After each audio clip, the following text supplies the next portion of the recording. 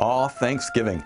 Living off the fat of the land. But the land is not as fat as it used to be, right? I mean, all these buildings we've done, homes where there used to be trees. Compared to the old days, it must be tough out there for deer, beaver, wild turkey. Actually, the good old days weren't always that good for America's wildlife, according to Jim Sturba, an author who writes about wildlife. Back when there was a lot of good wilderness for animals, we hunted and trapped them out. Up to 400 million beaver had fueled the fur trade, but only about 100,000 remained. The deer population plummeted to 1.2% of what it was, and turkeys?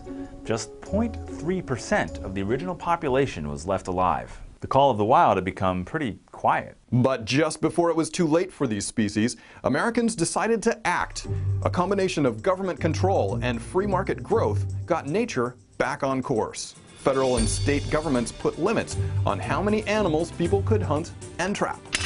Industrial-scale farming took hold in the Midwest, so a lot of farms back east reverted to wilderness. And then we sprawled. It turned out that suburbs aren't just picture perfect for people. For animals, they're good enough to eat. In fact, acre for acre, suburbs can often support larger populations of animals like deer than old-growth forests can. That's because open lawns and gardens have lots of small young plants to eat, compared to a forest of tall old trees. And since hunting is illegal in most suburbs, the wildlife has gone wild. So today there are up to 12 million beaver building dams. As many as 40 million deer are roaming. That's more than there were when Columbus arrived. And this Thanksgiving, yes, there were lots of wild turkeys trotting around. But this free lunch for them is costing us.